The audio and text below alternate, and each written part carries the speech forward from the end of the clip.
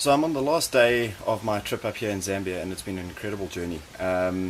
Started off a couple of days ago with landing in Lusaka, a beautiful road out 4.5 hours out of town along a tar road all the way. Brought me here to Mukambi Safari Lodge, which is right in a game management area on the Kafue River, and just a beautiful location.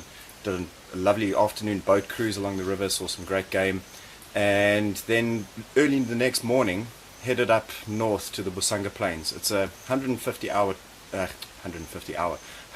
kilometer drive, which takes about 6 hours, and I'm at a bit of a dilemma because on the one side the 6 hour transfer takes you through some of the most pristine and beautiful Miombo woodlands and beautiful areas, and it also gives you a sense of just how far north and how remote the Busanga Plains are and how big this national park is.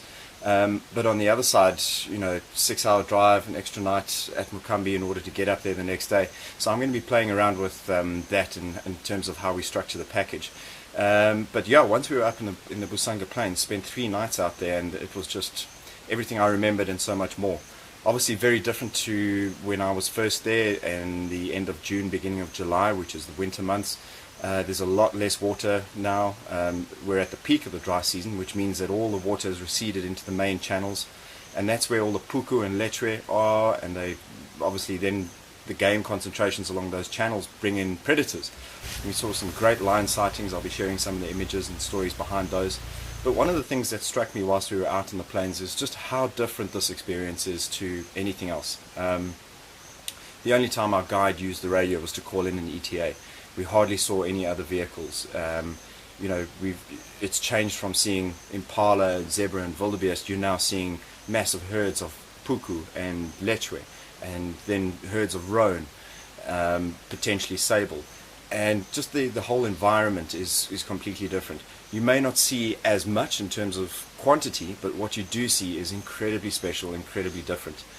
We saw some great birds as well, pallid harrier, and pink-throated longclaws out on those plains all over the place. So it's an incredible experience, which is very different. And just the location itself, waking up in the early mornings, having the sun peak up with the reccie in the foreground.